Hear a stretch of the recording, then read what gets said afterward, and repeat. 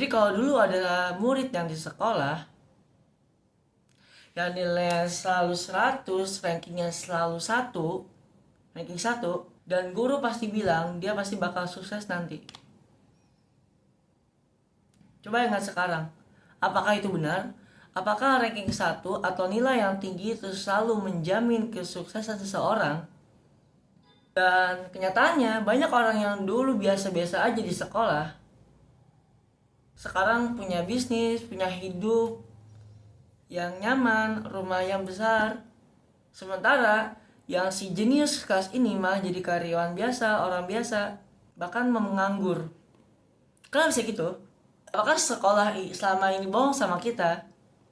Jadi saya akan bercerita. Jadi ada seseorang namanya Ibnu. Nah, si Ibnu ini punya satu temen nih waktu SMA. Dia adalah legendanya kelas. Nilainya selalu sempurna, juara olimpiade, matematika, hafal semua buku pelajaran. Bahkan pernah jawab soal fisika yang gurunya aja cerah.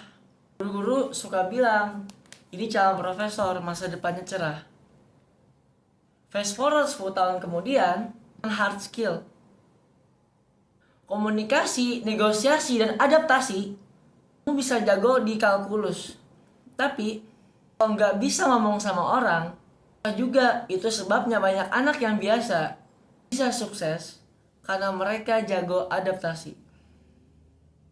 Ibaratnya di sekolah kita misalkan diajarin cara berenang lewat buku, nyemplung malah beneran tenggelam. Yang lebih gilanya lagi, riset Harvard bilang bahwa 85% kesuksesan seseorang justru ditentukan oleh soft skill,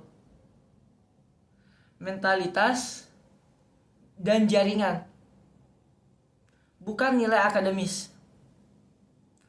Jadi kalau kamu pernah minder karena nggak bisa ranking, nilainya jelek, tenang. Statistik ada di pihak kamu.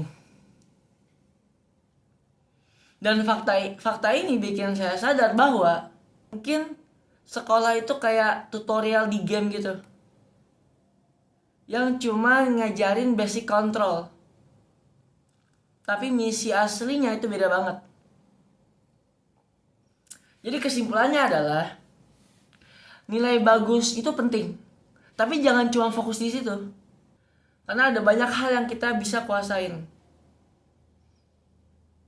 Pentingkan pemahaman dibandingkan nilai. Orang nyontek juga bisa 100 kalau nilainya. Tapi kalau dia nggak paham sama aja bohong. Dan yang kedua adalah latih kemampuan yang nggak ada di ujian. Yaitu ya komunikasi, kreativitas, mental, tahan banting. Dan yang ketiga adalah jangan takut gagal. Karena gagal itu bagian dari ujian kehidupan. Nah, kalau kamu masih sekolah, adalah buat hidup juga, bukan cuma buat ujian. Kalau kamu udah kerja, ingat, kamu gak perlu jadi ranking 1 untuk jadi orang yang menang di hidup. Salah paham, ini bukan ajakan untuk malas belajar. Kalau kamu cuma jadi mesin nilai, ternyata gak bakal ngasih nilai. Sekarang pertanyaannya, kamu mau jadi ranking 1 di kelas, apa ranking 1 di hidup kamu? Sekian substansial konten pada hari ini. Jangan lupa like, share, dan subscribe. Selamat menonton video selanjutnya.